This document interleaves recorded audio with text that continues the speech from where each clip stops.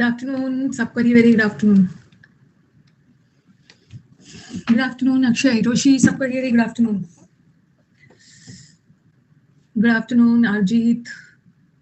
सारे चैंपियंस को good afternoon. मैं तो बिल्कुल ठीक हूँ, अच्छा हूँ मैं. सबको वेरी गुड आफ्टरनून. आज कोशिश हम लोग की रहेगी ना कि आज कंजंक्शन को खत्म कर लिया जाए, ठीक है. Today we are in a mood to complete conjunctions. आज कंजंक्शंस को खत्म कर लिया जाए, क्योंकि आज हमारे टॉपिक में ना सब्जेक्ट वर्ब दिख रहा है, जो कि हम कल से शुरू करेंगे. कल से सब्जेक्ट वर्ब एग्रीमेंट शुरू करेंगे. आज हाँ, मैं उसको करवा दूंगी. इसे आप जो शीट में दिया हुआ है, जो मैंने शीट में आपको क्वेश्चंस दिया है ना, वो भी करवा दूंगी. देखो, जरूरी नहीं होता है ना शीट के सब क्वेश्चंस आपसे बन जाए, ठीक है. जरूरी नहीं है कि शीट का सारा क्वेश्चंस आपसे बन ही जाए. डाउट आता है और उस डाउट को ही तो क्लियर करने के लिए मैं बैठी हुई हूँ. तो वहाँ पे मैंने शीट CDS वाला डलवाया है, उसको मैं आपको क्लियर कर दूंगी, ठीक है. ऐसा थोड़ी है कि एक बार में सब बन जाता है. तो चलो पहले कंजंक्शन को खत्म कर लिया जाए, ठीक है. कंजंक्शन खत्म कर लिया जाए. एक वर्ड होता है ना. अब चलो गुड आफ्टरनून, गुड मॉर्निंग बंद किया जाए, क्योंकि आज हम लोग का टारगेट है कंजंक्शन खत्म करने का. मैं ठीक हूँ. कंजंक्शन खत्म करने का टारगेट है. एक वर्ड ना लीस्ट होता है. लीस्ट का मतलब होता है बहुत कम. एक होता है ना लेस. एक तो होता है लिटिल. लिटिल मतलब कम, लेस मतलब दो के बीच में कम, और लीस्ट इज सबसे कम. तो इसका स्पेलिंग अलग है. ये जो लीस्ट है ना, ये एडजेक्टिव है. मैंने लिखा लीस्ट नॉलेज, उसको बहुत कम नॉलेज है. नॉलेज क्या है? नॉलेज नाउन है, भाववाचक संज्ञा. नाउन की विशेषता बताने वाले वर्ड्स एडजेक्टिव होते हैं. तो काइंडली ये लीस्ट और लेस्ट में कंफ्यूज मत होना. ये लीस्ट एडजेक्टिव है, जिसका मतलब होता है बहुत कम, और ये लेस्ट कंजंक्शन है. ये लेस्ट कंजंक्शन है, जिसका मतलब होता है अन्यथा. इसको इंग्लिश में अदरवाइज बोलते हैं, जिसको हिंदी में अन्यथा बोलते हैं. अन्यथा बोला जाता है. कड़ी मेहनत करो, कहीं ऐसा ना हो कि फेल हो जाओ, वरना अन्यथा इस सेंस में जाता है. देखो एक मिनट, एक मेरे को एक चीज करना है. Work hard लेस्ट you fail. Work hard, otherwise you will fail. Work hard, else you will fail. कड़ी मेहनत करो, नहीं तो फेल हो जाओ. तो lest is equal to otherwise is equal to else. ये सेम है. सबका मतलब है कड़ी मेहनत करो वरना फेल हो जाओगे, अन्यथा फेल हो जाओगे. कड़ी मेहनत करो अदरवाइज फेल हो जाओगे. कड़ी मेहनत करो एल्स भी रहे, या और एल्स भी लगा दूं. वर्क हार्ड और एल्स, अकेला एल्स भी लगाऊं और एल्स भी लगाऊं, दोनों सही है. सबका मतलब सेम है. नहीं, कभी कभी शुड नहीं आता है. अक्षय, मेरे को टाइम दो, मैं समझाऊंगी. तो सबका मतलब यही है. लेस का मतलब भी वही है, अदरवाइज का मतलब भी वही है, एल्स का मतलब भी वही है, ठीक है. सबका मतलब सेम है. अब हम यहाँ पे पहले लेस्ट के बारे में बात कर लेते हैं. जब भी आपको एग्जाम में ये लेस्ट वर्ड कहीं भी दिख गया, लेस्ट, तो ये लेस्ट तो कंजंक्शन है, ठीक है. ये कहीं भी आपको लेस्ट वर्ड दिख गया, ये आपका लेस्ट कंजंक्शन है. कहीं भी आपको दिख गया तो इससे तीन चीजें याद रखनी. सबसे पहले लेस्ट वर्ड के साथ, लेस्ट का मतलब होता है अन्यथा, अदरवाइज. लेस्ट वर्ड के साथ हमेशा कौन सा मॉडल लगता है? शुड. लेकिन आप बोलोगे ना कि मैम अभी तो आपने बोला लेस्ट के साथ शुड लगता है, बट यहाँ तो आपने नहीं लगाया. आगे मैं बताऊंगी, कभी कभी नहीं भी लगता है. लेस्ट वर्ड के साथ ना लगेगा तो शुड ही. लेस्ट के साथ मे लगा के दे देंगे, लेस्ट के साथ विल लगा के दे देंगे, सब गलत है. लेस्ट के साथ लगेगा तो शुड, वरना कुछ भी नहीं. इस पर हम लोग डिस्कस करेंगे. और अनलेस और अनटिल की तरह ना लेस्ट भी एक नेगेटिव वर्ड है. तो ये लेस्ट से रिलेटेड क्या क्या एग्जाम में एरर आ सकता है? लेस्ट भी एक नेगेटिव वर्ड है, और लेस्ट अपने आप में नेगेटिव वर्ड है. इसका मतलब है लेस्ट वर्ड के साथ नॉट मत लगाना. और दूसरा, लेस्ट वाले सेंटेंस में चेतावनी दी जा रही है, तो लेस्ट वाला सेंटेंस हमेशा सिंपल प्रेजेंट में जाता है, ठीक है. सिंपल प्रेजेंट में जाएगा. तो लिख लो, ये वाला लिख लो. 3 things taken into consideration when it comes to the word lest. जब भी वाक्य में आ गया ना, तो आप ध्यान रखना. इसके साथ विल कैन कुड लगा देंगे, गलत है. लगेगा तो शुड, बट कभी कभी कुछ भी नहीं लगता, वो हम डिस्कस करेंगे. लेस्ट के साथ नॉट लगा देते हैं, गलत है. लेस्ट अपने आप में नेगेटिव है, और सिंपल प्रेजेंट लगा देंगे, ठीक है. स्पीड बढ़ाना है बिकॉज ध्यान रखना है.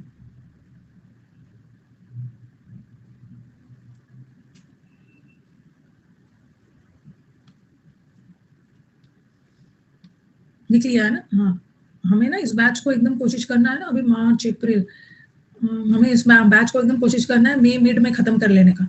मई मिड में खत्म कर लेंगे ना, तो हमारे पास टाइम मिल जाएगा जून जुलाई प्रैक्टिस का. तो चलो बताती हूँ. यहाँ जो वही लिखा है यही वाला है. अब बताओ, work hard लेस्ट you might fail in the exam, कड़ी मेहनत करो। लेस्ट के साथ कभी भी जब भी कोई मॉडल वर्ब आएगा तो वो आएगा शुड। दूसरा, लेस्ट वर्ड के साथ इन्होंने शुड तो लगाया है, बट लेस्ट अपने आप में नेगेटिव है ना, इसके साथ नॉट मत लगाना। एरर यहाँ पे दूसरा है, ठीक है, यहाँ पे एरर दूसरा है। एक चीज नॉट नहीं आएगा। हाँ, एक चीज मुझे और बताना था, वर्क हार्ड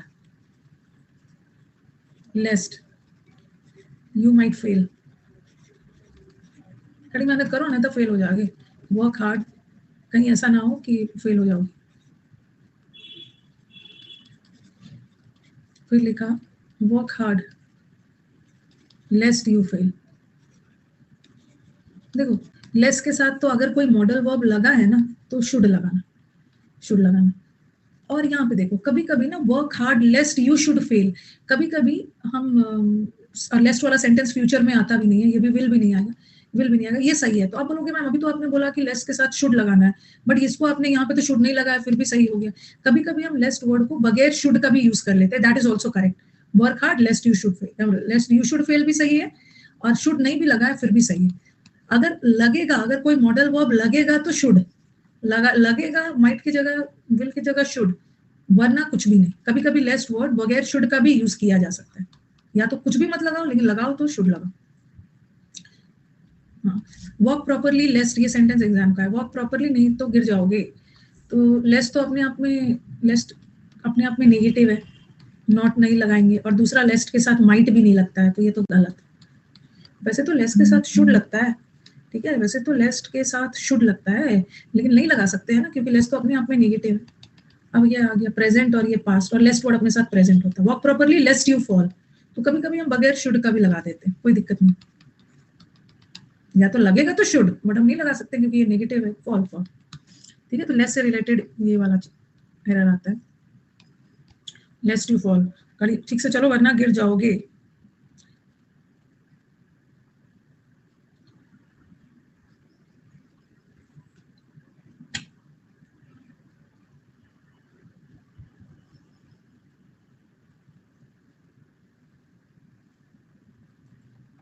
फोर्थ वाला, माइट नहीं लगेगा ना, लेस के साथ जब भी लगता है शुड, हम शुड नहीं लगा सकते क्योंकि शुड के साथ नॉट लगा हुआ है, लेस के साथ नॉट नहीं लगेगा, तो फिर हम कभी कभी बगैर कोई मॉडल वर्ब के भी लगा सकते हैं प्रेजेंट टेंस में। फेल तो past tense, fell past tense है, हम पास्ट टेंस नहीं लगाएंगे लेस के साथ, सिंपल प्रेजेंट लगेगा। और दो तो आपको बता ही दिया है ना, आपको दो और ऑल्दो तो करवा दिया। दो और ऑल्दो के साथ हम अदरवाइज के साथ ना, लेस के साथ तो हम शुड लगाएंगे, लेकिन अदरवाइज भी लेस्ट वाला मीनिंग ही देता है, बट इसके साथ हम फ्यूचर लगा सकते हैं। ये तो आपको बता दिया। दो और ऑल्दो के साथ बट मत लगाना, दो और ऑल्दो के साथ येट लगाना, ये करवा दिया। और कभी कभी येट ना हो तो कॉमा भी लगा देना, और कॉमा नहीं भी हो तो उसको एरर मत मानना। और दो और ऑल्दो का यूज कॉन्ट्राडिक्टरी में पढ़ा दिया, ये फर्स्ट डे ही पढ़ा। दो डिफिकल्ट इट इज, यद्यपि बहुत डिफिकल्ट है, नहीं अदरवाइज के साथ शुड नहीं लगाएंगे, विल लगाएंगे। बहुत डिफिकल्ट है बट फिर भी मैं इसको कर लूंगा। दो और ऑल्दो के साथ बट नहीं लगेगा, येट लगेगा। ठीक है, दो और ऑल्दो के साथ बट नहीं लगेगा, येट लगेगा। अगर येट नहीं भी लगा है ना तो एरर मत मानना, कॉमा भी लगा दिया तो सही है। ओके, कभी कभी हम येट के जगह कॉमा भी लगा देते हैं। अगर कॉमा नहीं भी लगा है ना तो कॉमा का एरर नहीं मानना, ऐसा भी आ गया, कॉमा का एरर नहीं होता। दो he worked hard he failed, ये हो चुका था, हाँ करवा दिया था, इसीलिए मैं इसको स्पीड में करवा दिया। हाँ अब आ जाइए, अच्छा वाला एरर है, सिंस और बिकॉज ये सब भी करवा दिया। देख एक मिनट, ये सब बहुत सारी चीज मैंने ना पहले ही आपको टाइम लेके करवा दिया है। अब हम लोग यहाँ से करेंगे।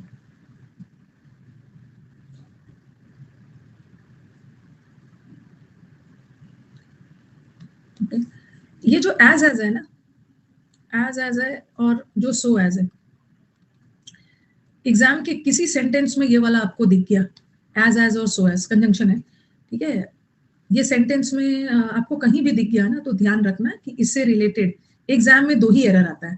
ठीक है, इससे रिलेटेड एग्जाम में दो ही एरर आता है। किसका किसका? एक तो कंजंक्शन वाला आता है और दूसरा इससे रिलेटेड एडजेक्टिव का एरर आता है। बता रही हूँ, चीजों को ऐसे ही पढ़ा जाता है। ऐसे पढ़ोगे ना तो एरर बनाने में मजा भी आएगा, और क्वेश्चन देखते साथ आपको पता चल जाएगा कि इस एरर मतलब इस सेंटेंस में एडजेक्टिव का एरर होगा या तो कंजंक्शन का होगा। क्यों? क्योंकि एज और सो एज सबसे पहले याद रखो एज और सो एज से हम क्या करते हैं, एज और सो एज से हम कंपैरिजन करते हैं, और कंपैरिजन करते हैं। कंपैरिजन या तो एडजेक्टिव का होता है या तो एडवर्ब का होता है, तो इस वर्ड से कुछ एडजेक्टिव का भी एरर आ सकता है, और एक तो ये खुद में कंजंक्शन है तो कंजंक्शन का एरर तो आएगा ही, कंजंक्शन का एरर आएगा ही। तो जब भी आपको एज और सो एज कहीं पर भी दिख गया तो एज अ कंजंक्शन दोनों में क्या डिफरेंस है। एज को हम यूज करते हैं पॉजिटिव सेंटेंसेस और नेगेटिव दोनों में। एज का यूज पॉजिटिव सेंटेंस में भी यूज हो सकता है। आप बोलोगे मैम एज अ कंजंक्शन दोनों में क्या डिफरेंस है, एज अ कंजंक्शन दोनों में डिफरेंस है कि एज पॉजिटिव में भी यूज होता है, नेगेटिव में भी, बट ये जो सो एज है ये हमेशा और हमेशा नेगेटिव में होगा, ये हमेशा और हमेशा नेगेटिव में होगा, बट एज दोनों में हो सकता है। सेंटेंस देखो, he is as smart as his brother, he is not as smart as his brother, he is as respectful as his brother, अपने भाई की तरह सम्मानीय है। देखो ऊपर वाला सेंटेंस क्या है, ऊपर वाला सेंटेंस ना पॉजिटिव है, भाई की तरह स्मार्ट है, ये पॉजिटिव है, भाई की तरह स्मार्ट नहीं है, नेगेटिव है। तो हम अब आप ये सोचोगे ना कि मैम ये तो नेगेटिव है, और नेगेटिव सेंटेंस में तो एज सो एज लगाना है ना, तो आप इसको सो एज करना चाहोगे, बट करने की कोई जरूरत नहीं है। अगर सो एज भी होता है तो सही होता है, और एज भी होता है तो सही होता है, क्योंकि हम एज को नेगेटिव में भी तो यूज कर लेते हैं। एज हमारा पॉजिटिव में भी होता है, एज हमारा नेगेटिव में भी होता है, ठीक है। अगर हम एज की जगह सो भी कर दे तो वो भी करेक्ट है, लेकिन जो सेंटेंस पहले से करेक्ट है फिर से क्यों करेक्ट करोगे। ये वाला नेगेटिव सेंटेंस में भी तो एज होता है, गलत ये है।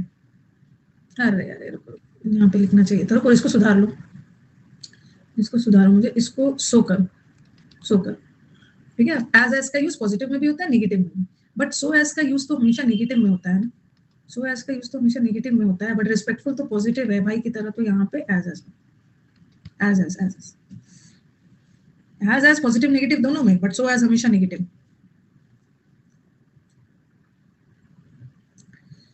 काफी सारे बच्चों का न्यू एडमिशन हुआ है, टेंशन मत लेना, कंजंक्शन जो छूट गया है, मैंने बोला था कि सैटरडे संडे कवर कर लेना, और जिन बच्चों का नहीं हुआ है कवर कर लीजिएगा, और कल से नया टॉपिक शुरू होगा, सब्जेक्ट वर्ब।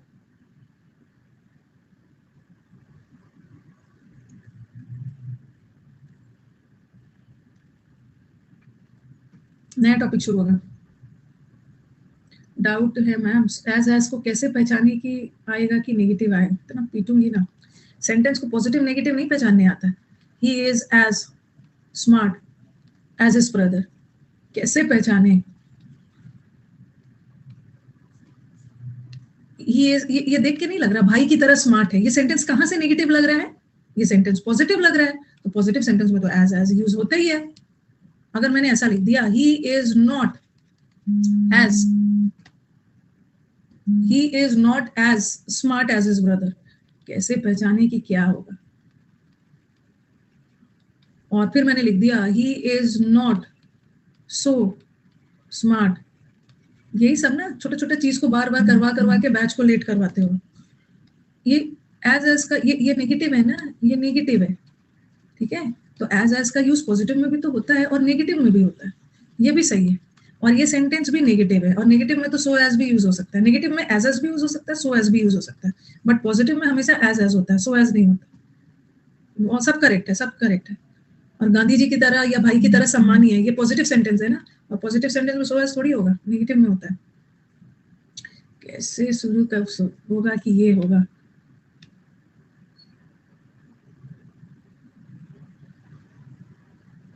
हाँ कंजंक्शन का भी प्रैक्टिस आपको सब बता दूंगी, प्रैक्टिस आपको कहाँ से करना है, टेंशन नहीं लेना है, पहले पढ़ लीजिए, प्रैक्टिस का आपको बैच बता दूंगी, इस बार आपके लिए चीजों को और भी आसान कर दूंगी। हो गया। अब तीसरा एरर क्या आएगा, तीसरा एरर ये तो बता दिया एज का यूज पॉजिटिव नेगेटिव दोनों में, और सो एज हमेशा नेगेटिव में। अब एडजेक्टिव वाला भी एरर आता है, जरूरी नहीं है ना कि कंजंक्शन वाला ही एरर हो। एज और सो एज के बीच में या तो एक एडजेक्टिव होगा या तो एक एडवर्ब होगा, उसका भी कैसे एरर आता है बता रही हूँ, देखो ऐसा आ जाए। अच्छा थोड़ा बहुत मैं आपको बता देती हूँ, ठीक है, थोड़ा बहुत आपको बता देती हूँ। एडजेक्टिव सब स्टूडेंट्स को पता है, नाउन या प्रोनाउन की विशेषता बताने वाले वर्ड्स एडजेक्टिव्स होते हैं, वर्ब की विशेषता बताने वाले वर्ड्स एडवर्ब होते हैं, और एडजेक्टिव और एडवर्ब का कंपैरिजन होता है, कंपैरिजन्स होते हैं, ठीक है। किसी के गुण का कंपैरिजन कर सकते हैं, क्वालिटीज का, किसी के काम करने का तरीका का भी कंपैरिजन करते हैं। जैसे एक एडजेक्टिव और एडवर्ब के डिग्रीज होते हैं, ये मैं आपको फिर से डिटेल में बताऊंगी, बट यहाँ थोड़ा बहुत पढ़ना जरूरी है, ताकि एग्जाम में सो एज और एज आ गया ना तो दो ही एरर चेक करना, या तो कंजंक्शन का या तो एडजेक्टिव का। हम एडजेक्टिव और एडवर्ब के 3 डिग्रीज बनाते हैं। एक होता है पॉजिटिव डिग्री, पॉजिटिव डिग्री में कोई कंपैरिजन नहीं होता है। कंपैरेटिव डिग्री में कंपैरिजन 2 के बीच में, और सुपरलेटिव डिग्री में 2 से ज्यादा, 2 से ज्यादा। जैसे मैंने लिखा गुड, गुड मतलब अच्छा है, बेटर कंपेयर 2 के बीच में अच्छा है, और बेस्ट इज सबसे अच्छा, ओके। फिर मैंने लिखा वाइज, वाइज का मतलब है समझदार, और वाइजर इज 2 के बीच में समझदार, और वाइजेस्ट इज बहुतों के बीच में समझदार। उसी तरह एडवर्ब का भी कंपैरिजन होता है, जैसे क्विकली है, क्विकली एडवर्ब है। मोर क्विकली मतलब 2 के बीच में ज्यादा तेज है, और एक होता है मोस्ट क्विकली, मोस्ट क्विकली। तो यहाँ पे ना ऐसा नहीं है कि मैं एडवर्ब आपको एडवर्ब एडजेक्टिव पढ़ा रही हूँ, बस ध्यान रखना है कि क्यों क्यों एज और सो एज में एडजेक्टिव का एरर आता है ऐसे सेंटेंस में ना, क्योंकि मेरा काम है आपका काम आसान करना, कि जब भी सेंटेंस आ गया ना, मैम सो एज वाले सेंटेंस में कैसा पता करेंगे किसका एरर है, तो सबसे पहले आप टारगेट करना, देख लेना कंजंक्शन सही है कि नहीं, और दूसरा ये सब चेक कर लेना। एज और सो एज के बीच, एज और सो एज एडजेक्टिव कंपैरिजन करता है, और कंपैरिजन या तो एडजेक्टिव का होता है या तो एडवर्ब का होता है। तो एज के बीच में कोई एक एडजेक्टिव होगा या तो कोई एक एडवर्ब होगा, और अगर कोई एडजेक्टिव एडवर्ब होता है तो उसका डिग्री पॉजिटिव होता है। तो आप मुझे बोलोगे कि क्यों पॉजिटिव, एज से तो कंपैरिजन कर रहे हैं 2 लोगों के बीच में, तो 2 लोगों के बीच में कंपैरिजन होता है तो कंपैरेटिव आना चाहिए ना। लेकिन ये वर्ड ऑलरेडी जब कंपैरिजन कर ही रहा है तो बीच का एडजेक्टिव फिर से कंपैरेटिव वाला नहीं रहना चाहिए, पॉजिटिव रहना चाहिए, ठीक है। तो यहाँ पे देखो, अब ये सेंटेंस सपोज एग्जाम में आ गया, ये सेंटेंस ना एग्जाम में आ गया, ठीक है, एज और एज वाला और सो एज वाला ऐसा कुछ आ गया, तो आप सबसे पहले क्या चेक करोगे, कंजंक्शन सही है कि नहीं। सही है कंजंक्शन, पॉजिटिव सेंटेंस नेगेटिव में एज तो लगाते हैं, बट एज के बीच का, एज के बीच में जो एडजेक्टिव आना चाहिए ना, वो पॉजिटिव डिग्री आना चाहिए। फिर से कंपैरेटिव मत लगाना, क्योंकि ये 2 वर्ड तो ऑलरेडी कंपैरिजन का, एज टॉल एज। इसी तरह is not as taller as नहीं। और यहाँ पे गड़बड़ी दूसरी चीज का है, सो एज के बीच में ना ये रिस्पेक्टफुल तो पॉजिटिव डिग्री है, लेकिन गड़बड़ी कंजंक्शन वाली, क्योंकि ये सेंटेंस पॉजिटिव है और पॉजिटिव सेंटेंस में सो नहीं है, एज है। तो या तो कंजंक्शन का एरर होगा या तो डिग्रीज वगैरह का एरर होगा।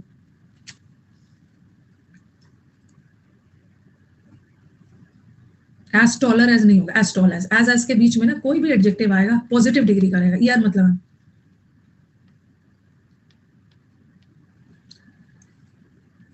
एज फास्टर एज नहीं होगा, एज जैसे बोलते हैं ना, as sorry as better as नहीं होगा, बेटर तो कंपैरेटिव डिग्री है, क्या होगा, as good as fast comparative degree नहीं लगेगा, as slow as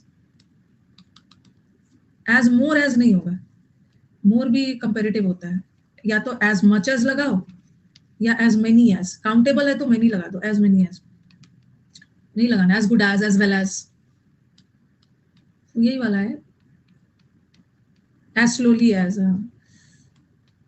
these days, इन दिनों जॉब अपॉर्चुनिटीज वैसे नहीं है ना जैसे पहले हुआ करता है। अनकाउंटेबल का भी मच भी तो अनकाउंटेबल है ना, एज मच एज, वो भी positive. He is as wiser as नहीं होगा, ही इज एज वाइजेस।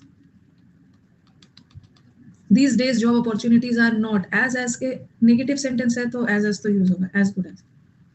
अच्छा ये तो शायद मैंने आपको पढ़ा भी दिया था, पता नहीं कहीं पे पढ़ा रही थी, कहीं पे शायद पढ़ा रही थी, रुको एक मिनट रुको, हाँ चलो एक बार कर लेते हैं ये, शायद ना मैं कहीं पे पढ़ा रही थी, एडजेक्टिव में पढ़ाया है, एक बार लिख लो इसको।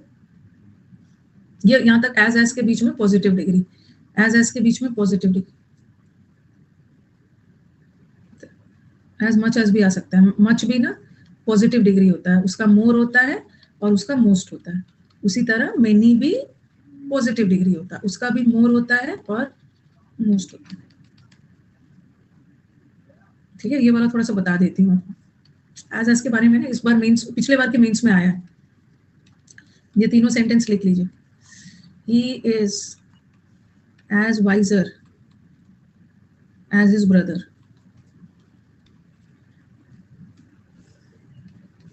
he is as wise if not wiser, इसको मैं एडजेक्टिव में भी पढ़ाऊंगी, than his brother। क्या करूं, इसको मैं पीटूं? जो बच्चा बोल रहा है ना, जो बच्चा बोल रहा है कि मैम यहाँ तो नॉट लगा हुआ है तो सो एज होना चाहिए, मैं क्या करूं इसका? मैंने बोला है ना कि नेगेटिव सेंटेंस में एज नेगेटिव ना, एज नेगेटिव में भी हो सकता है, सो एज भी नेगेटिव में होता है, बट पॉजिटिव में सो एज नहीं होता। मैं इसका क्या करूं? सामने होते इतना पीटती ना मैं। यहाँ एक लैंप रखा हुआ है, आपके ऊपर लैंप फेंक देती हूँ, लैंप उठा के फेंकती है आपके ऊपर। एक ही चीज, क्योंकि उसने अपने दिमाग में बैठाया हुआ है ना कि मैम सो एज नेगेटिव में यूज होता है ना, अरे एज भी नेगेटिव में यूज हो सकता है। उसको ब्लैक एंड ब्लू पीटती। ओके, ब्लैक एंड ब्लू पीटने का मतलब एकदम बॉडी में नील पड़ जाना, मतलब बहुत बुरी तरह से हार्शली पीटना। ब्लैक एंड ब्लू, नील पड़ जाएगा बॉडी में, मतलब किसी को बहुत बुरी तरह से पीटना। हाँ मैम, आप सही बोलती हो कि नोट्स बनाइए आगे क्लास के, बाद में रिवीजन करेंगे तो आसान। मैं यहाँ सही बोलने के लिए बैठी हूँ, आपको क्यों गलत गलत बात बोलूँ? रिवीजन में ना आपको पता नहीं चलेगा, इतना अच्छा लगता है ना कॉपी में जब नोट्स बना हुआ होता है, अपने हाथ से बने हुए नोट्स के रिवीजन का एक अलग ही मजा होता है। आपको ये दिमाग में आएगा, ये वीडियोस देखने में कितना टाइम चला जाता था। एक बार अब नोट्स बन गया ना, जो वीडियो में मेरे को 1 घंटा लगा, मेरे नोट्स में तो 20 मिनट में हो गया। नोट्स बनाइए, ब्लैक एंड व्हाइट का मतलब होता है रिटन, लिखित रूप से।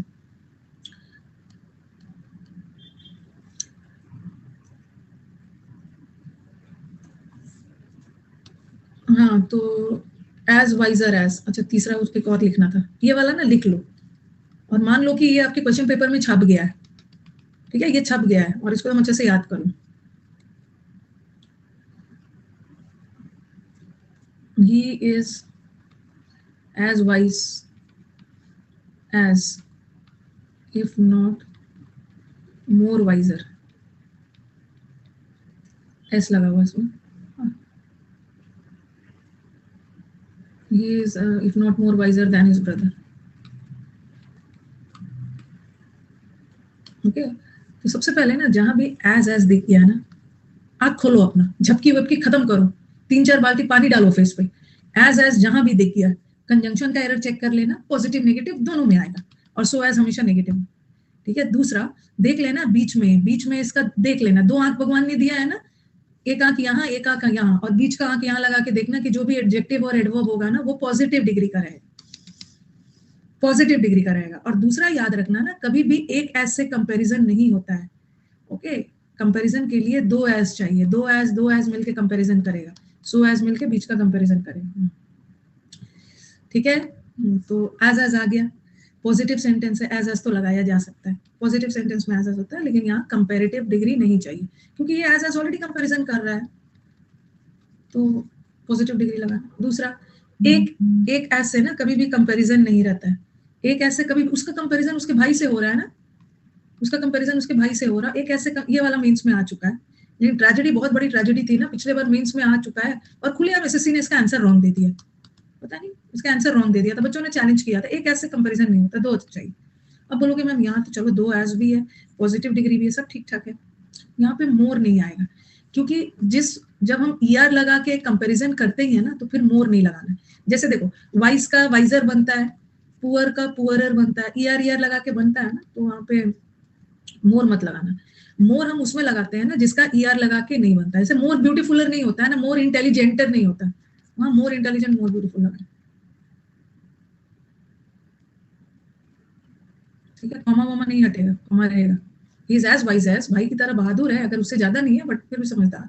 मोर मत लगाना, क्योंकि 2 कंपैरेटिव एक साथ हो गया, सुपरफ्लुअस हो गया। जो कॉमा के पीछे पड़ेगा ना, उसको बहुत पीटूंगी, कॉमा हटाइए लगाइए, सही है कॉमा लगेगा। इज एज वाइज एज, भाई की तरह समझदार है, अगर उससे ज्यादा नहीं है ना, फिर भी भाई की तरह समझदार है, कॉमा के पीछे पड़े हैं।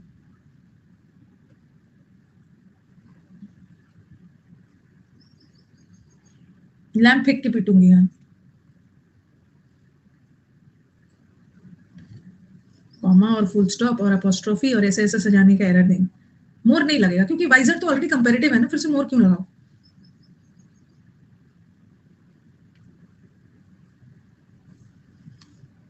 ये लैंप स्टूडेंट नहीं भेजा था, स्टूडेंट का भेजा वही लैंप।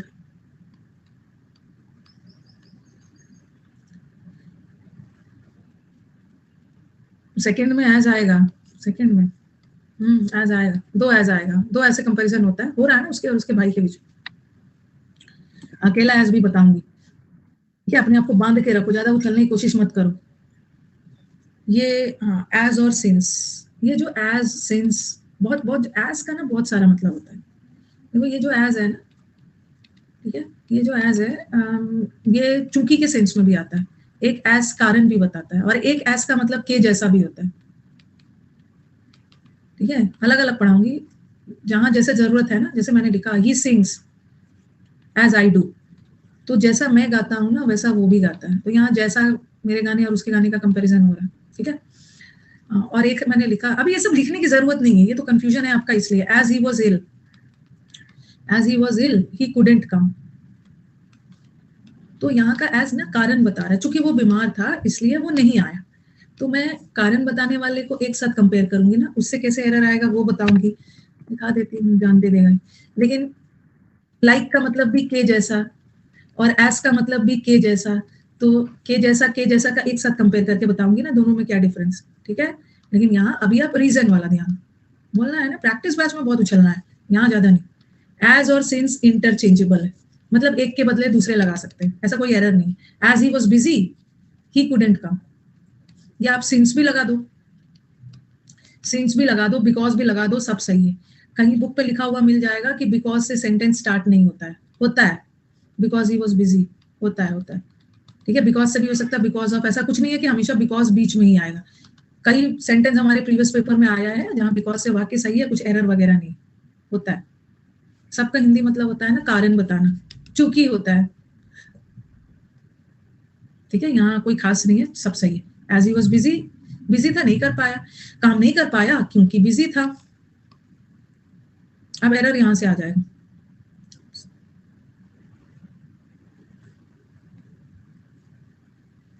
लिख लिया ना ये, अब इसे एरर कैसे आएगा।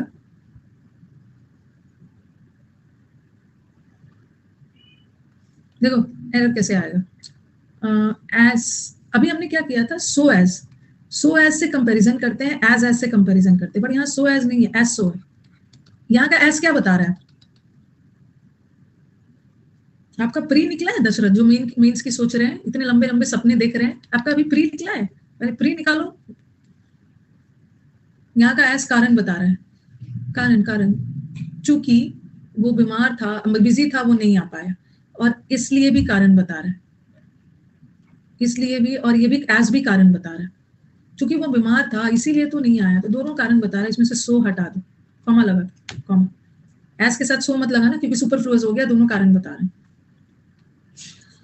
लेकिन आप बोलोगे कि मैम आपने तो बोला ना एज ही वॉज बिजी,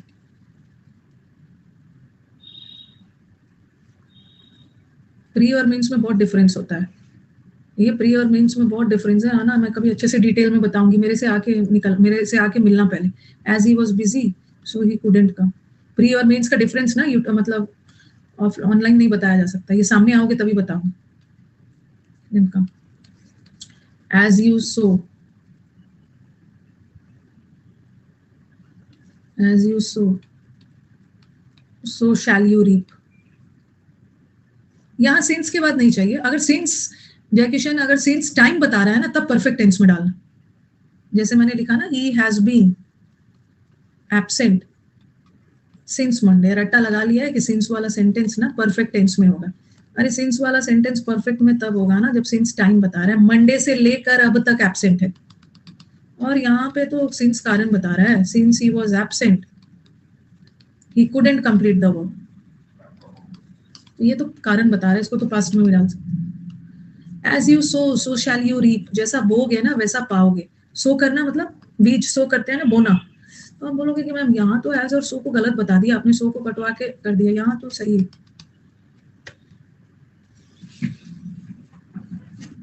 यहाँ तो सही है, बिकॉज यहाँ ना मीनिंग अलग जा रहा है, यहाँ एज कारण बता रहा है, चूंकि वो बिजी था ना इसलिए वो नहीं आ पा रहा, दोनों कारण बताने वाले वर्ड्स है तो इसको हटा दो, कॉमा लगा।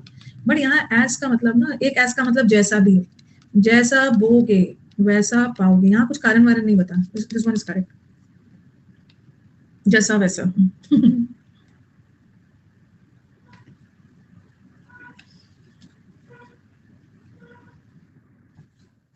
अब देखो यहाँ पे सिंस ही वाज बिजी, कारण बता रहा है, बिजी था, कारण बता रहा है, देयरफॉर भी कारण बता रहा है, सिंस के साथ देयरफॉर मत लगा, बिकॉज भी कारण बता रहा है, इसके साथ फिर से इसलिए मत लगा।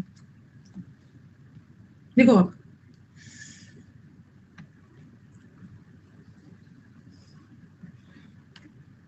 रीप करना क्या बोलते हैं, फल काटना, फसल काटना। जैसा बोगे ना वैसा ही तो फसल आपको काटोगे। रीप, रीप द फ्रूट्स, फल काटना मतलब गेट द रिजल्ट। रीप करना, फसल काटते हैं ना, फल काटना मतलब फल मिलना।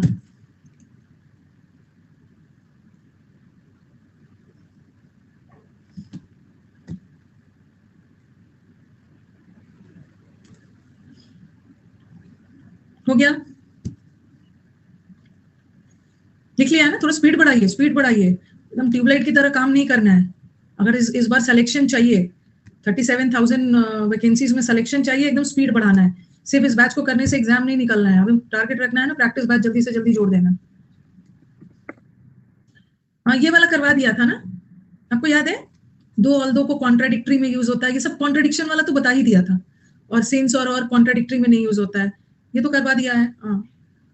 सिंस नदी को जोड़ने पे ड्राउट से निजात मिल सकता है, बट गवर्नमेंट ने अटेंशन नहीं दिया है, तो यहाँ यही वाला सेंटेंस दिया था। ऑल दो ये मैंने आपको पहला दिन बहुत डिटेल में एडवर्सेटिव कंजंक्शन में करवा दिया। जो बच्चे नए हैं वो तो शुरू से कंजंक्शन देखेंगे, बहुत टाइम लिया था, ये सब हो गया। और बताया भी था वहां, तो बहुत अच्छे से बताया था कि डिस्पाइट और इंस्पाइट भी तो कॉन्ट्राडिक्टरी में यूज होता है, बट ये प्रेपोजिशन है और ये सारे कंजंक्शन डिटेल में करवाया वहां। ये हो गया है, फिर से रिपीट हो गया है।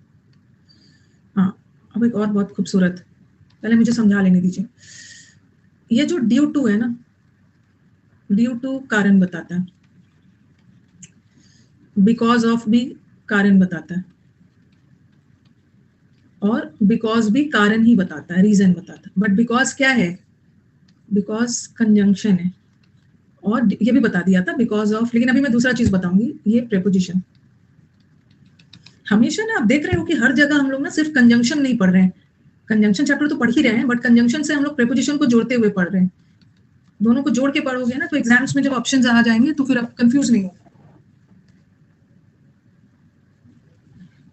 बाय डिंट ऑफ भी होता है, एक ये भी होता है। बाय डिंट ऑफ का मतलब भी होता है के वजह से, ये आपको फ्रेजल फ्रेज इसमें मिलेगा क्लोज टेस्ट में। बाय डिंट ऑफ भी प्रेपोजिशन होता है जो कारण बताता है। ओइंग टू भी प्रेपोजिशन होता है जो कारण बताता है। Very good. लेकिन मेरे को अभी ये डील करना है। ओके, बाय डिंट ऑफ भी कारण बताता है, प्रेपोजिशन है। ओइंग टू का मतलब भी है के वजह से। हाँ, क्या करते हैं ना एग्जाम में, द रीजन के साथ, द रीजन के साथ बिकॉज वर्ड लगा देते हैं। जब द रीजन ऑलरेडी कारण बता ही रहा है तो उसके साथ बिकॉज मत लगाना। उसके साथ क्या लगाना? बिकॉज की जगह दैट लगाना, दैट। ओके, द रीजन के साथ ड्यू टू लगा देते हैं, क्योंकि ड्यू टू भी तो कारण बताता है। ये भी गलत है, ये भी गलत है। इसके साथ दैट नहीं लगाना है, बता रही है क्यों। जब द रीजन के साथ बिकॉज वर्ड आए ना तो उसको काट के दैट लगाना। लेकिन द रीजन भी कारण नहीं बताता, ड्यू टू भी कारण बताता है, तो इसको काट के दैट मत लगाना। क्यों क्यों बता रही हूँ कि यहाँ मैम आपने यहाँ दैट लगाया, यहाँ क्यों नहीं दैट लगाया? क्योंकि बिकॉज कंजंक्शन है, और जब कोई कंजंक्शन हटेगा ना तो उसकी जगह दूसरा कंजंक्शन आएगा। लेकिन ये तो प्रेपोजिशन है, और जब प्रेपोजिशन हटता है तो उसके बदले कोई कंजंक्शन थोड़ी आता है, इसीलिए दैट नहीं लगाते। दे रही हूँ examples. That is not a preposition. एक ना मरा जा रहा है ब्लॉक होने के लिए, he is dying to get himself blocked. एक बच्चा है ना, मतलब वो पागल हो रहा है, मेरे पेशेंट्स को टेस्ट कर रहा है, उसको मैं एकदम चाह रहा है कि ब्लॉक कर दीजिए मैम, इतना देर क्यों कर रहे हैं? The reason why he failed, the reason तो ऑलरेडी कारण बता रहा है ना, और द रीजन के साथ वाई लगता है, इसमें कुछ एरर वगैरह नहीं है, सब सही है। द रीजन को ऑलरेडी कारण बता रहा है तो उसमें बिकॉज नहीं लगेगा। तो जब कंजंक्शन हटेगा तो उसके बदले कोई कंजंक्शन ही लगेगा, कंजंक्शन ही लगेगा। ओके, द रीजन ऑलरेडी कारण बता रहा है, नाउन है, नाउन लगा हुआ है यहाँ पे, द लगा है ना, नाउन लगा है। और अब देखो द रीजन, इसी सेंटेंस को मैंने ना दूसरे तरीके से बोला, इसमें मैंने प्रेपोजिशन लगा दिया। ये तो कंजंक्शन है ना, देखो सभी वर्ब, सब्जेक्ट है और वर्ब है, सब्जेक्ट वर्ब है ना, सब्जेक्ट वर्ब क्लॉज है, तो क्लॉज के साथ तो कंजंक्शन आएगा ही। गलत कंजंक्शन लगा है, ये ऑलरेडी कारण बता रहा है, फिर से बिकॉज मत लगाना। बट केयरलेसनेस इज केयरलेसनेस तो नाउन है, और द रीजन ऑलरेडी कारण बता रहा है, तो फिर से ड्यू टू मत लगाना, और दैट भी मत लगाना। क्यों? क्योंकि दैट तो कंजंक्शन है, बट यहाँ कंजंक्शन के लिए तो सब्जेक्ट वर्ब चाहिए ना, क्लॉज चाहिए, बट यहाँ तो वो क्लॉज नहीं है, नाउन है। सिंपली होगा the reason for his failure was his carelessness. मत लगाना। गलत कंजंक्शन हटेगा तो सही वाला लगेगा, बट गलत प्रेपोजिशन हटेगा तो कंजंक्शन थोड़ी लगेगा, कुछ भी नहीं लगेगा। The reason why he was rejected, अगर देखो गलत कंजंक्शन लगा, दैट लगा, तो द रीजन के साथ दैट लगाना, बट कभी कभी नहीं भी लगाना। प्रेपोजिशन है तो दैट मत लगाना, कंजंक्शन है गलत लगा के सही वाला।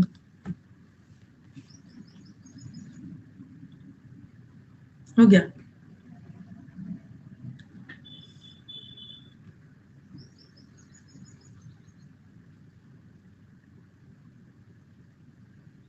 When conjunction गलत तो use a appropriate conjunction।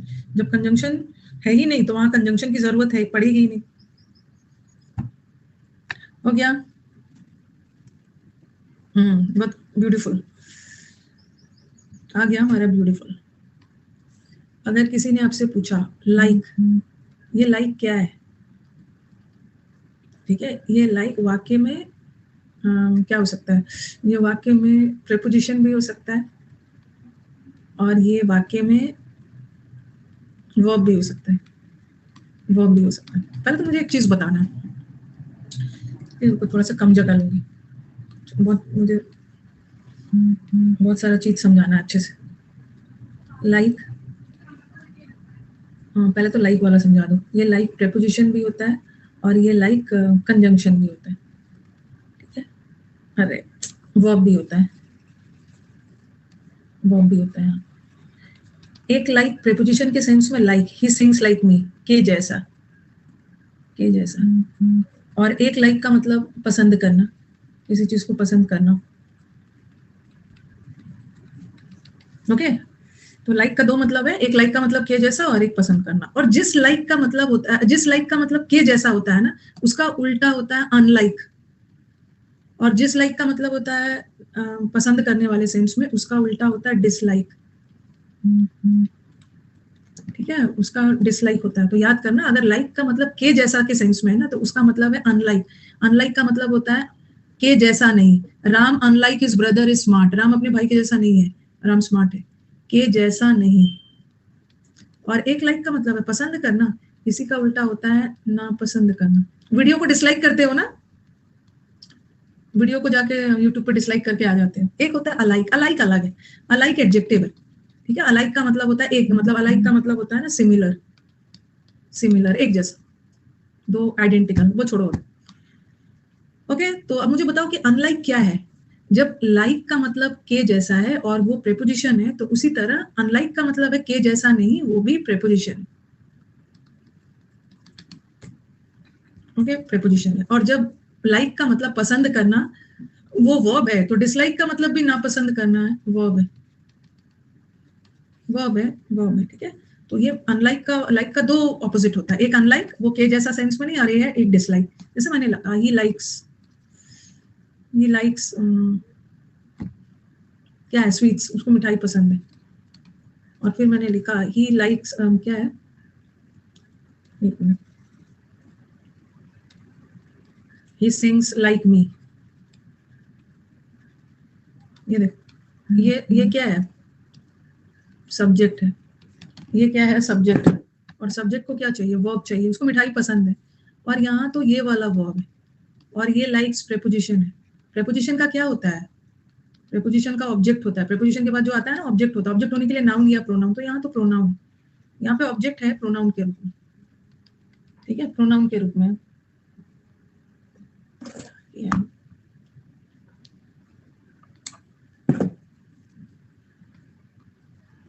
Okay, इतना दूर क्लियर है?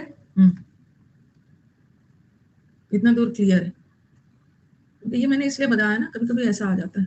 राम, ये सब्जेक्ट वर्ब में एरर आ जाता है। Ram unlike his brothers is और आर स्मार्ट। अब आपके दिमाग में क्या आएगा, ये मैंने इसलिए बताया। अब ये राम है, राम है तो इज लगाएंगे, और इतने सारे भाई है तो आर लगाएंगे। बीच में अनलाइक आ गया, और अनलाइक क्या है, राम अपने भाई की तरह नहीं है, राम स्मार्ट है। अनलाइक प्रेपोजिशन है, और जब भी वाक्य में प्रेपोजिशन आ गया, तो प्रेपोजिशन के बाद वाला ऑब्जेक्ट होता है। और हम, ये तो ऑब्जेक्ट है, और वर्ब लगाते समय ऑब्जेक्ट थोड़ी देखते हैं। वर्ब ने अपना एग्रीमेंट सब्जेक्ट से किया है। राम इज लगाओ, इज, ये गलत, यहाँ पे अनलाइक वाला हेल्प करेगा, ठीक है। तो अनलाइक एज अ प्रेपोजिशन है, ओके। लेकिन अभी तो मैं आपको कंजंक्शन चैप्टर पढ़ा रही हूँ, ठीक है। तो हमें तो वर्ब से कोई लेना देना है नहीं, वर्ब से लेना देना नहीं है। हम एज अ कंजंक्शन पढ़ेंगे कि लाइक और एज में क्या डिफरेंस है। एज का मतलब भी है के जैसा, ठीक है। और लाइक का मतलब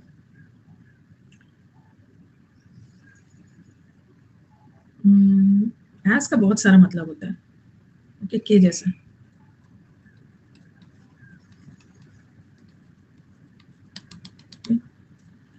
दोनों का मतलब है, एक एज ना, एज का बहुत सारा मतलब होता है। एज, एक एज से तो हम कंपैरिजन करते हैं, एक एज का मतलब है के जैसा, एक एज ना व्हेन के सेंस में भी जाता है,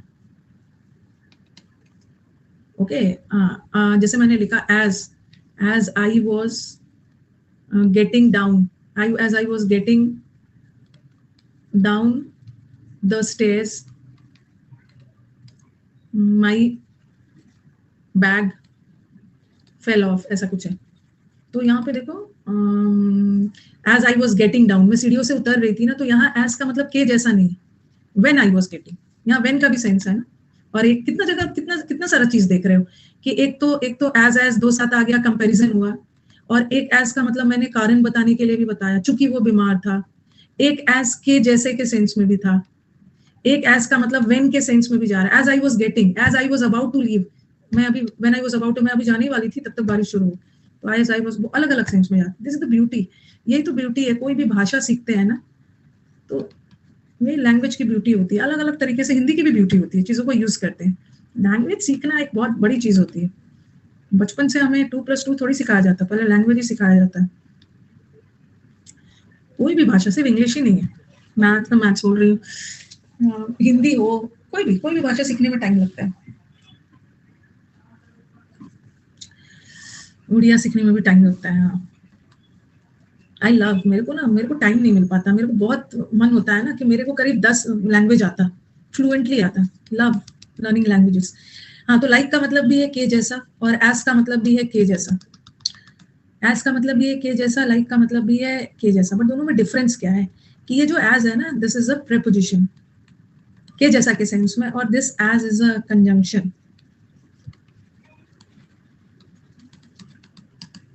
एज इज अ कंजंक्शन। हाँ, मेरे को भोजपुरी आता है, थोड़ी फ्लुएंसी खत्म हो गई है, बट आता है। One day my daughter was asking, छोटी वाली, क्या है संस्कृत का, क्या है संस्कृत का, कोई यूज नहीं है। है। अगर देखो, ये बोलना ना बहुत आसान होता है, अपने आप को ना कवर अप करना बहुत इजी होता है। आप इंडियन हो, कहीं भी बैठ के पूजा कर रहे हो, या थोड़ा सा किसी ने आपको मंत्र पढ़ने के लिए, अब मंत्र सुन सुनकर तो कोई भी बोल लेगा। लेकिन अब कभी कभी आप पूजा करते हो, आप बुक उठाते हो, कोई मंत्र पढ़ना है और आपको नहीं पढ़ने आ रहा ना, तो इट्स अ शेम। ये बोल के बच जाना बहुत इजी होता है, अरे चलता है, जेंजी करके ना, न्यू जनरेशन अपने जेंजी कर करके अपने आप को बचा लेते हैं। लेकिन पता होना चाहिए, ओके, पता होना चाहिए। कुछ लोग फ्लुएंसी में पढ़ते हैं और कुछ लोग अपना धीरे धीरे पढ़ते हैं, जैसे मैं, सर एकदम फ्लुएंसी में वो पढ़ लेते हैं, लेकिन मैं एकदम मंत्र सही उच्चारण करती हूँ, बट मैं थोड़ा धीरे धीरे करती हूँ, लेकिन मुझे आता है ना। तो बहुत जरूरी है, जरूरी है, जरूरी है। मंत्र तो एटलीस्ट पढ़ लेना चाहिए, बहुत ज्यादा संस्कृत नहीं बटना तो आना चाहिए। हाँ, इतना भी जेंजी ना मॉडर्न नहीं हो जाना। ही सिंग्स लाइक मी,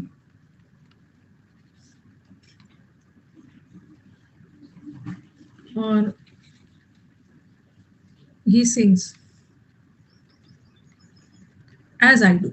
दोनों जगह तो मैं बात सेम ही बोल रही हूँ।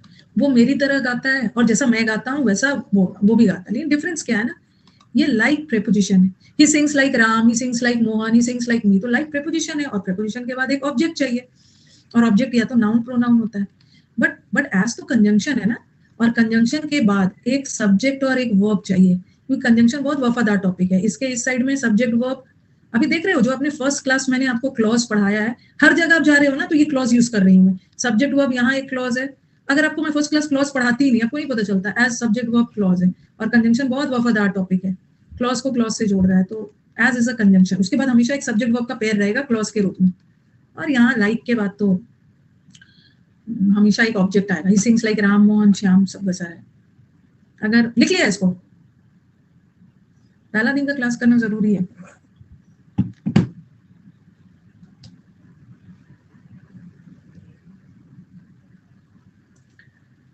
लिख लिया, ठीक है, ये सब भी लिख लेना है। जाके देखो ये जेंजी लोग कौन है, आप ही लोग हो जो अपने आप के न्यू जनरेशन में मानते हो। तो ये वाला सेंटेंस है, लाइक के तुरंत बाद नाउन या प्रोनाउन आता है। क्यों?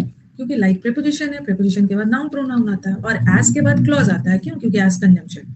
ये मैंने आपको करवा दिया, ये भी करवा दिया।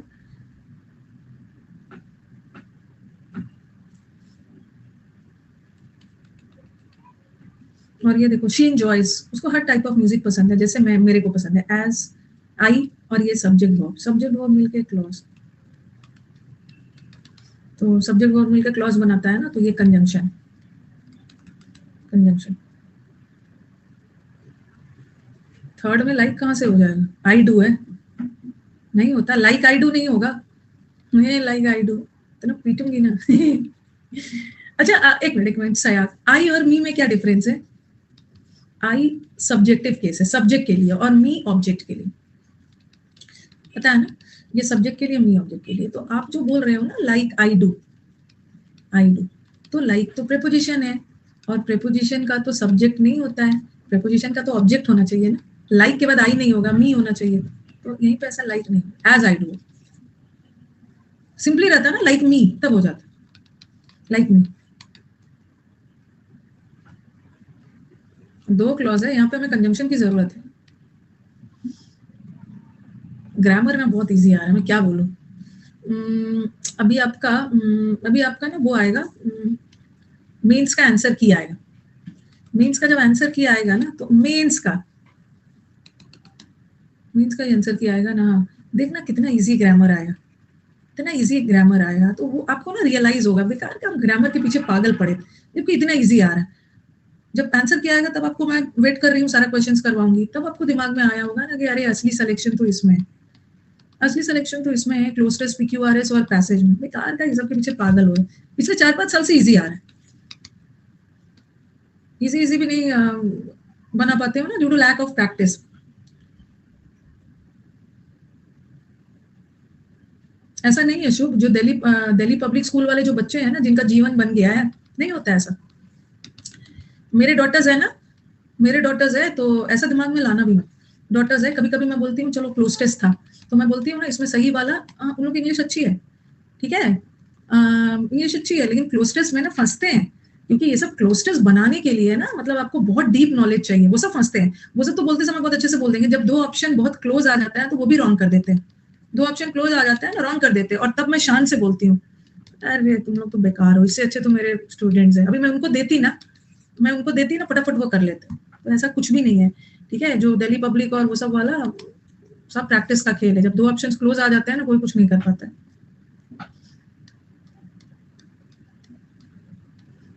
मैं तो शान से बोलती हूँ, ये बच्चा, मैं अपने अपने बच्चों को ये एक्सपर्ट वर्ड दूं ना, तो पूरा स्क्रीन भर देंगे एक्सपर्ट का सिनोनिम्स। तो वो सब मुझे बोलते हैं कि आपको बहुत घमंड है अपने स्टूडेंट्स पे। है स्टूडेंट्स पे। The T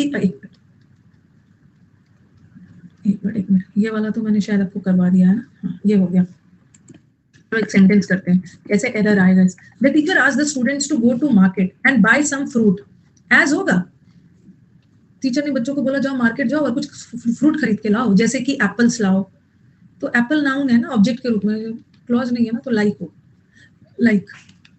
we need a preposition over here because we don't have any clause. clause होने के लिए सब्जेक्ट और वर्ब चाहिए ना। You have to do it, आपको वैसे ही करना होगा जैसे मैंने किया।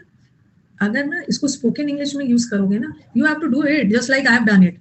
जस्ट लाइक स्पोकन में ना कोई ध्यान ही नहीं देगा, स्पोकन में वो इतना स्मार्टली स्टाइल में बोलेगा ना, ध्यान ही नहीं देगा। लेकिन ये सेंटेंस एरर में आ गया तो ये गलत है ना। सब्जेक्ट और वर्ब है, सब्जेक्ट वर्ब क्लॉज है, और क्लॉज के लिए हमें चाहिए एज, एरर भी में।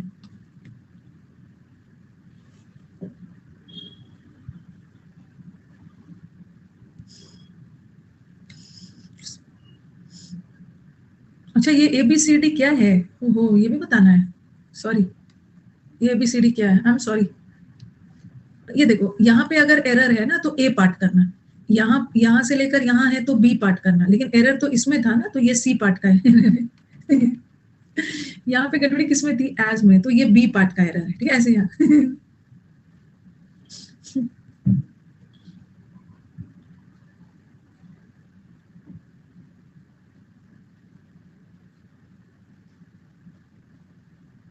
कोई बात नहीं, होता है हमारा बच्चा तुरंत तुरंत मैटरनिटी होम से आया है, कोई बात नहीं, ये एक दिन एक्सपर्ट बन जाएगा, मैटरनिटी कदम रखा है। हाँ, अब आ जाओ रादर।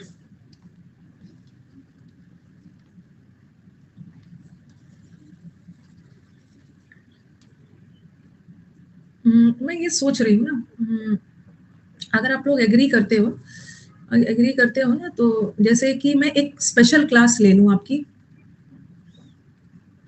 किसी दिन आपकी एक स्पेशल क्लास ले लूँ, और उसमें ना एक साथ, क्योंकि यहाँ पे ना हमें थोड़ा सिलेबस खत्म करने पे जोर डालना है, ठीक है, किसी दिन एक स्पेशल क्लास आपकी ले लूँ 1 घंटे की, ज्यादा नहीं, और उसमें आपका सारा जो कितना क्वेश्चन है वो फंडामेंटल का कितना, ताकि क्या होगा ना, ये बैच हमारा डिस्टर्ब नहीं होगा। मतलब कितने क्वेश्चन है, 78 क्वेश्चन है, अच्छा 74 है, ओके, ठीक है, 74 क्वेश्चन है, अराउंड अराउंड। तो क्या होगा ना कि किसी दिन एक क्लास ले लेती हूँ, सैटरडे को तो इस बार मैंने आपका क्लास, असल में मैं 2-3 दिन छुट्टी पे हूँ, कब कब छुट्टी पे हूँ, 22 को, 22, 23, 24 में छुट्टी पे हूँ, इधर उधर। अच्छा एक काम करती हूँ, मैं एक काम करती हूँ, बता रही हूँ, एक काम करती हूँ, 2-3 डेज छुट्टी पे हूँ, कल भी आपकी, परसों आपकी, एक मिनट, परसों ना आपकी छुट्टी है, परसों आपकी क्लास नहीं है, ठीक है, परसों मेरे को कुछ काम है,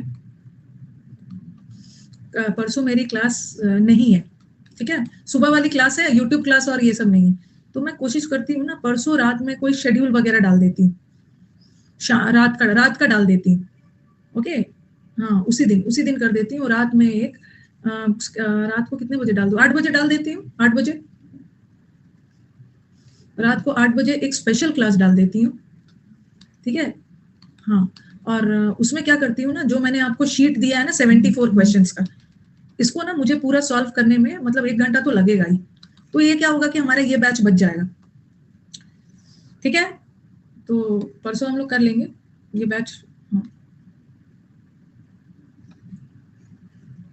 रैदर और अदर के साथ, रैदर और अदर के साथ कौन सा, नो अदर के साथ एग्जाम में बट लगा देते हैं, गलत है, ठीक है, रैदर अदर और नो अदर के साथ दैन लगाना, एल्स के साथ, ये को रिलेटिव कंजंक्शन है जो पेयर में यूज होता है, एल्स और नथिंग एल्स के साथ दैन लगाते हैं, बट लगाना, इसको नोट करिए। बैच कब खत्म होगा, पता नहीं कब खत्म होगा, कब खत्म होगा, अभी शुरू ही नहीं हुआ है, प्रॉपर खत्म होगा मैच।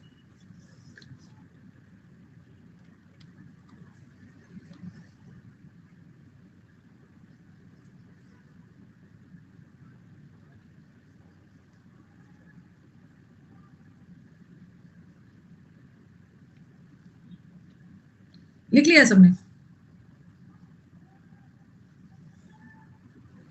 लिख लिया, अदर या नो अदर या रैदर सबके साथ दैन, एल्स और नथिंग एल्स के साथ बट,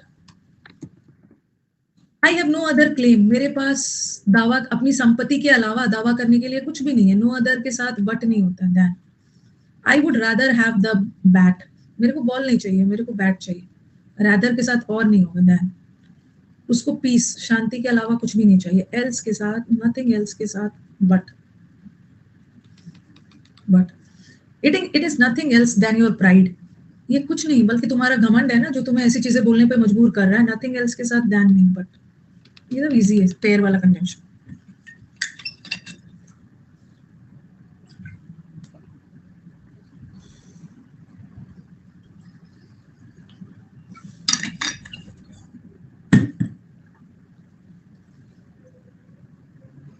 ऑलवेज यही होगा, the downfall of this kind is to be attributed to nothing else than pride, तुम्हारे पतन का कारण क्या है, और कुछ भी नहीं, नथिंग एल्स मतलब कुछ भी नहीं है बल्कि तुम्हारा घमंड है, एल्स और नथिंग एल्स के साथ बट लगेगा, बट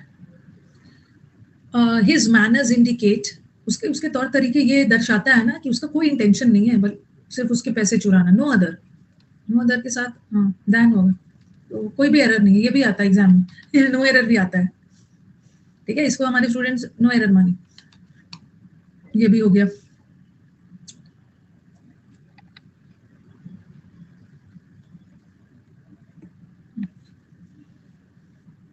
चलो थोड़ा बहुत आपने बचपन में डायरेक्ट और इनडायरेक्ट किया होगा ना, थोड़ा बहुत कहीं ना कहीं मन मार के डायरेक्ट इनडायरेक्ट थोड़ा बहुत पढ़ा ही होगा। डायरेक्ट से इनडायरेक्ट बनाते समय कंजंक्शन का यूज करते हैं, जैसे मैंने लिखा ही सेड, अभी कुछ भी नहीं लिखना, he said I am busy, बाकी चीज पे ध्यान मत देना, सिर्फ कंजंक्शन पे ध्यान देना। तो उसने कहा था कि वो बिजी है, डायरेक्ट से इनडायरेक्ट बनाते समय ना ये कॉमा हटा के कंजंक्शन लगा दे, ये सब पे ध्यान मत देना कि मैम ये आई ही में कैसे बदला, एम वॉज में कैसे बदला, ये तो हम डायरेक्ट इनडायरेक्ट पढ़ेंगे उस समय समझेंगे। डायरेक्ट से इनडायरेक्ट बनाते समय ना हम एक कंजंक्शन का यूज करते हैं, वो दैट है। ये क्या है, सब्जेक्ट और वर्ब, सब्जेक्ट वर्ब क्लॉज, इन दोनों को जोड़ रहे हैं, सब्जेक्ट वर्ब क्लॉज। उसने कहा था कि वो बिजी था, की है, की यहाँ कंजंक्शन है, ठीक है। तो डायरेक्ट से इनडायरेक्ट बनाते समय हम दैट कंजंक्शन का यूज करते हैं, लेकिन जब भी प्रश्नवाचक सेंटेंस आ गया ना, ये तो नॉर्मल सेंटेंस है, प्रश्नवाचक सेंटेंस में डायरेक्ट से इनडायरेक्ट बनाते समय दैट का यूज नहीं करते हैं। क्यों नहीं करते हैं?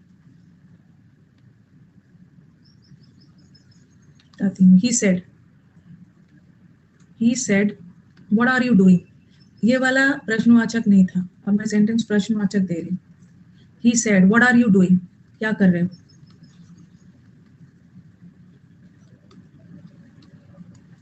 मैंने लिखा ही, उसने पूछा, प्रश्नवाचक में पूछ रहा है ना, तो said asked में बदल जाएगा, he asked that, बाकी चीज पे ध्यान मत देना, that what I was doing, ठीक है, बाकी चीज पे मत देना, जब हम नरेशन पढ़ेंगे तब ध्यान दें।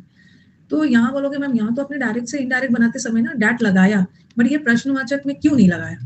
कोई भी WH वर्ड मतलब हाउ, व्हाट, व्हेन, इसके पहले दैट कंजंक्शन नहीं लगता है, क्योंकि यही WH वर्ड कंजंक्शन का काम करता है,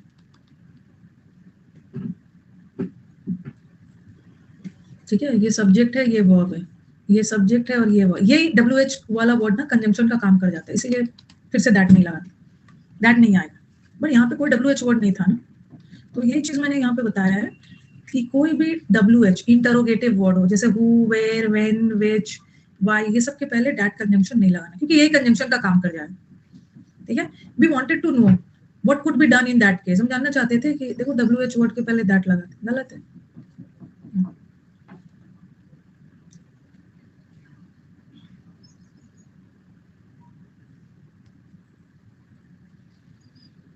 लिख लीजिए, थोड़ा हैंडराइटिंग फटाफट करिए, इतना हैंडराइटिंग वो करने की जरूरत नहीं। क्यों नहीं आता है, रीजन इसके पहले क्या बता रही हूँ कि यही WH वर्ड कंजंक्शन का काम कर जाता है, तो फिर से दैट कंजंक्शन नहीं ला, बी में एरर है। Bharat asked me that which the way to the post office was, Bharat ने मुझसे पूछा, देखो ये व्हिच WH है, ये कंजंक्शन का काम कर रहा है, दैट मतलब ही सेड, हाँ अब एक अच्छा क्वेश्चन है, अब आपके दिमाग में आएगा ना, ये क्वेश्चन भी आया ही हुआ है कि मैम कोई भी WH वर्ड मतलब प्रश्न पूछने वाले वर्ड, कोई भी WH वर्ड के पहले तो आपने बोला है ना दैट नहीं लगाना है, बट यहाँ तो लगा है और करेक्ट है, बता रही इसको मुझे लिखने दो। He asked me that when I would come,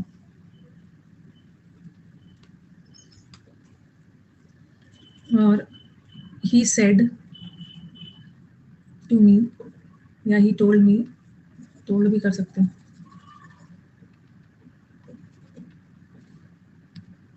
he told me that when I was a child, when I was young, he told me that when I was young I could swim across the river,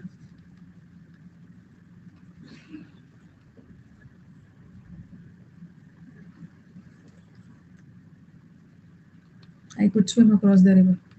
तो आप बोलोगे कि ma'am यहाँ भी तो WH word है, यहाँ पे WH वर्ड के पहले वाला दैट हटेगा, बट यहाँ WH के पहले वाला दैट करेक्ट है, बिकॉज यहाँ WH वर्ड ना इंटरोगेटिव का काम कर रहा है, प्रश्न पूछने वाला, आस्ट, उसने मुझसे पूछा उसने मुझसे पूछा कि तुम कब आओगे, यहाँ व्हेन का मतलब है कब, कब आओगे।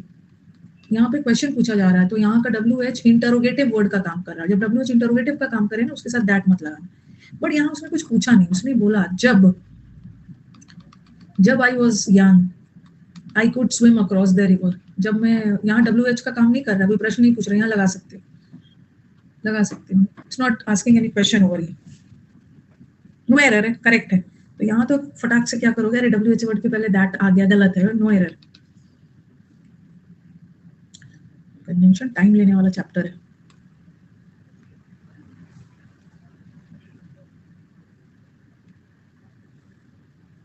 बट ऐसा एक भी एस्पेक्ट नहीं छोड़ना है ना, सच दैट उसके बाद इन्वर्जन, एक मिनट देखना है।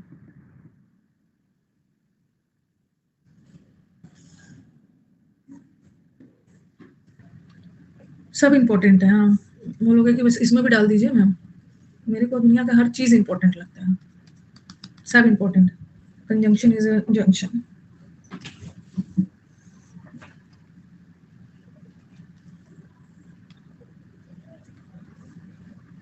ओके, शेल्डम आ जाओ। शेल्डम का मतलब होता है ना, शेल्डम का मतलब होता है शायद ही कभी, ना के बराबर। ओके, ये एक एडवर्ब है और इसके साथ कभी इफ कंजंक्शन भी आता है, कभी और भी आता है, देख लेते हैं पहले। सब इम्पोर्टेंट होता है, किसी चीज को इग्नोर नहीं कर सकते। कभी कभी देखते हो ना एग्जाम में, जो चीज आप छोड़ने का सोचते हो ना, मूड ऑफ हो जाता है, पता चला कि स्कूल या कॉलेज एग्जाम में वही आ जाता है। शेल्डम के साथ कभी कभी एवर वर्ड आता है। शेल्डम के साथ कभी कभी नेवर वर्ड भी आता है। जब शेल्डम के साथ एवर वर्ड आए तो वहां पे इफ कंजंक्शन का यूज करना, और जब शेल्डम के साथ नेवर वर्ड आए तो वहां पे और कंजंक्शन का यूज करना। अब हाँ, एग्जाम्पल दे रही हूँ।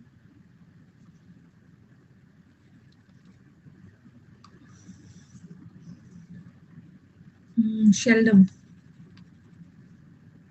और ever, he helps the poor.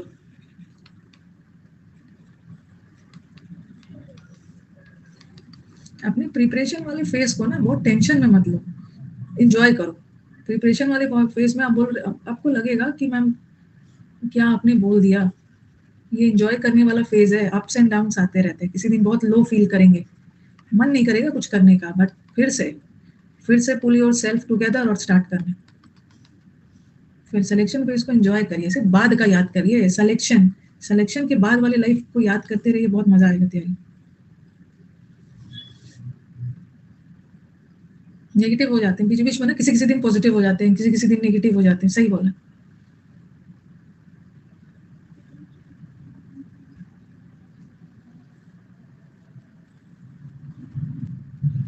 Selection को एंजॉय करिए का इसका मतलब नहीं है कि सिलेक्शन को ना, सिलेक्शन फेज में मॉल में जाके एंजॉय करिए, पढ़ने को एंजॉय करिए, मॉल में जाके सिलेक्शन एंजॉय।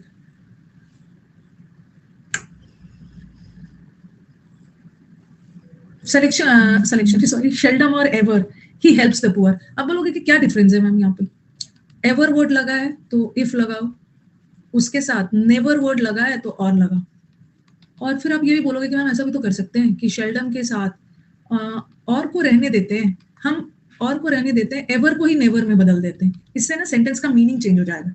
ये भी बोलोगे इफ को रहने देते हैं, नेवर को एवर में बदल देंगे। You can do this because you have to detect the errors without changing the meaning of the sentence at any cost. You don't have to change the meaning of the sentence. ठीक है, ये sentence में बोल रहा है शायद ही कभी, but कभी कभार कर भी देता है। एवर कभी कभार वो कर भी देता है, बट शेल्डम और नेवर यहाँ तो वो कभी नहीं करता, ये तो हाईली नेगेटिव है। वो यहाँ तो कभी कभी कभार या कभी नहीं, यहाँ तो वो कभी नहीं करता है, ना के बराबर है, और यहाँ तो कभी कभार कर देता है। तो नेवर कर दोगे तो सेंटेंस का मीनिंग चेंज हो जाएगा ना। You don't have to change this word ever और never, accordingly you have to change the conjunction जो गलत लगा हुआ। लेकिन लेकिन हाँ, कभी कभी ऐसा भी होता है, चलो ये तो चेंज कर दिया आपने, शेल्डम और ever he helps the poor, seldom के साथ एवर है तो इफ लगाना, नेवर है तो और लगा लेना, और लगा लेना। यहाँ भी आप किसी को एरर मानोगे, ये सोचोगे ना अरे शेल्डम के साथ एवर वर्ड लगा है तो इफ लगा देते हैं, इफ लगा देते हैं एवर। लेकिन अगर यही सेंटेंस इंप्रूवमेंट में आ गया, सेंटेंस इंप्रूवमेंट में ना आपको एरर भी ढूंढना है और आपको सही वाला चुनना भी है कि कौन सा सही होगा। देखो तो आप बोलोगे कि अरे ये तो सही है, एवर के साथ तो इफ का यूज होता ही है, और नेवर के साथ तो नॉर का मतलब और का यूज होता है। दोनों आ गया and you have to choose one. Now tell me, because this sentence is highly negative ना, this sentence is highly negative. ठीक है, यहाँ पे तो आपने कुछ भी लगा दिया, शेल्डम के साथ ये सब लगा दिया, बट सबसे अप्रोप्रिएट ना ये जाएगा, बिकॉज आगे जाके sentence is going negative. Seldom would never have I turned away a beggar without giving him arms. शायद ही कभी ऐसा हुआ है ना, मैंने किसी भिखारी को बिना भिक्षा के वापस लौटाया है। तो मैंने नेवर, कभी भी बिना भिक्षा के नहीं लौटाया, कभी भी नहीं लौटाया, हमेशा ही दिया है। नेवर लगा दें।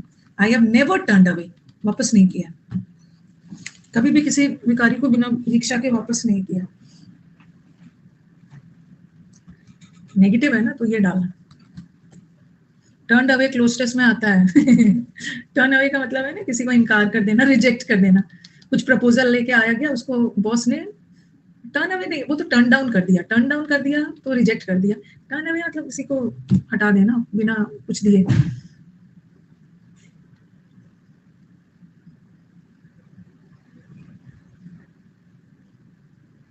ये जो नेवर ना, नेवर इसकी नेवर टर्न अवे, नेवर, कभी उसे वापस नहीं, कभी वापस नहीं जाने दिया। ये भिक्षा के लिए नहीं है, नेवर टर्न्ड के लिए लगा है। I have never turned away.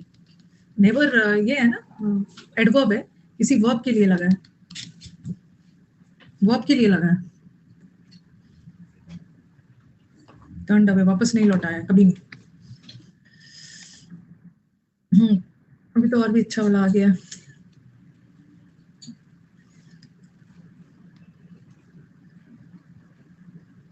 शायद ही कभी मैंने उसको वापस किया है, ना के बराबर वापस किया है, ना के बराबर भिक्षा नहीं दिया है, ना के बराबर वापस किया मिस्टर सरोज। अब आ जाओ सच, ये भी बहुत खूबसूरत है। ये तो मैंने आपको बहुत डिटेल में पढ़ाया भी है यूट्यूब पे। इफ समबडी, एकदम ध्यान से सुनोगे, if somebody asks you what is the difference between, क्योंकि सच के साथ भी ना दैट कंजंक्शन का यूज होता है, ठीक है, और सो के साथ भी दैट यूज होता है, दैट कंजंक्शन। अब आपका कंफ्यूजन क्या आएगा, ओके, कंफ्यूजन क्या आएगा कि सच के साथ भी, ऋतिक अगर if you are about to give this year CDS ना, okay, if you are aspiring for this year CDS exam, तो what you have to do ना, जितने भी मेरे क्लोज टेस्ट का recent बैचेस है ना, just watch it, जितने भी PQRS है, अभी रिसेंटली ना मैंने मेंस के बैच में, because CDS is a game of PQRS, बहुत ज्यादा 40 मार्क्स का आएगा, इसको अच्छे से देखिए passages, just concentrate on this batches because this will act as a game changer. सो के साथ भी दैट है, सच के साथ भी दैट कंजंक्शन है। अब बोलोगे कि दोनों के साथ तो दैट कंजंक्शन आता है, तो आखिर दोनों में क्या डिफरेंस है? दोनों में क्या डिफरेंस है? Such is an adjective. अच्छा एक चीज मुझे बताओ कि ये जो एडजेक्टिव है ये किसकी विशेषता बताता है? एडजेक्टिव या तो नाउन की विशेषता बताता है या तो प्रोनाउन की, नाउन की बताता है या तो प्रोनाउन की। और ये जो एडवर्ब है ना, ये जो एडवर्ब है ये किसकी विशेषता बताता है?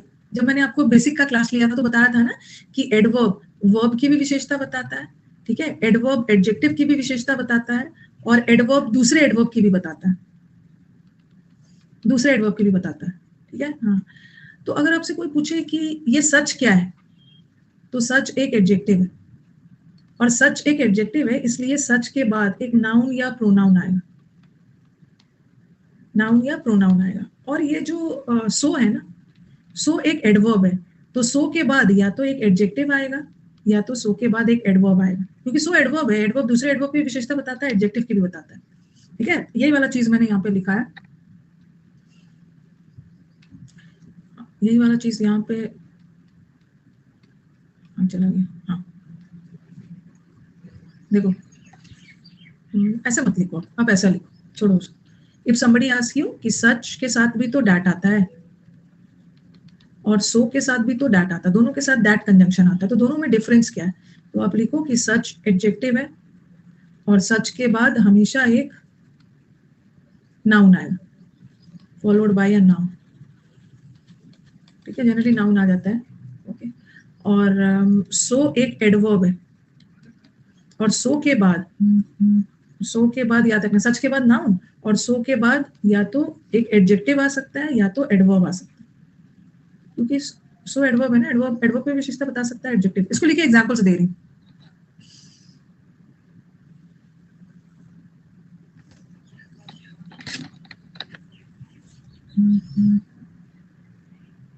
डन। और दूसरा चीज याद रखिए ना, कहीं साइड में लिख लीजिए कि सच के साथ ना अ और एन का यूज होता है, क्योंकि अ और एन आर्टिकल है और सच के बाद नाउन, आर्टिकल तो नाउन के साथ आता है, तो सच के साथ अ और एन यूज होगा, क्योंकि सच एडजेक्टिव है, एडजेक्टिव नाउन की विशेषता बताता है, और सच के बाद नाउन आएगा तो आर्टिकल यूज होगा। बट सो वर्ड के बाद अ और एन का यूज नहीं होगा, क्योंकि सो के बाद नाउन नहीं आता।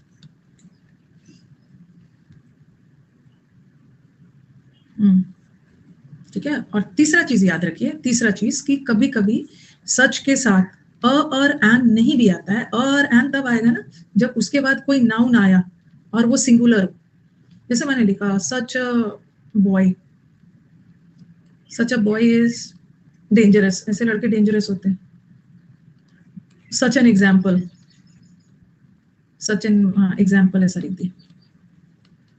तो ये देखो यहाँ पे क्या है, वोवल साउंड है तो एन लगा दिया, एग्जाम्पल सिंगुलर है, और यहाँ भी बॉय है तो सिंगुलर है, तो सच के बाद अ और एन लगा सकते हैं। लेकिन अगर हम प्लूरल अ और एन नहीं लगेगा तब हम प्लूरल भी लगा सकते हैं, सच बॉयज आर डेंजरस। अ और एन तो वैसे भी पता है ना सिंगुलर के लिए, अगर अ लगा दिया तो सच अ बॉय इज डेंजरस। तो ये चीज भी याद रखना, डेंजरस लास्ट में।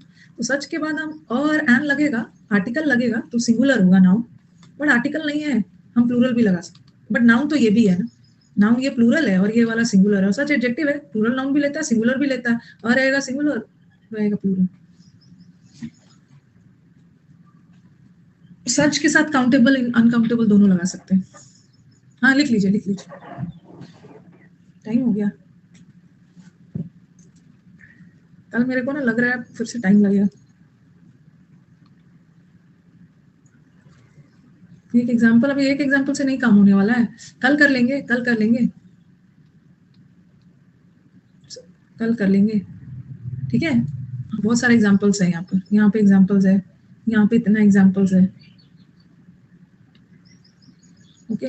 बहुत सारा है, टाइम लगने वाला है, कल भी मुझे लग रहा है कंजंक्शन में जाएगा, तो ये सब भी है, तो कोई बात नहीं है, कोई बात नहीं है। मैंने आपका क्लास लगाया हुआ है, सैटरडे को भी लगाया है, सैटरडे को आपका क्लास लगाया हुआ है, कोई टेंशन की बात नहीं। ठीक है, चलो, थैंक यू एवरीवन।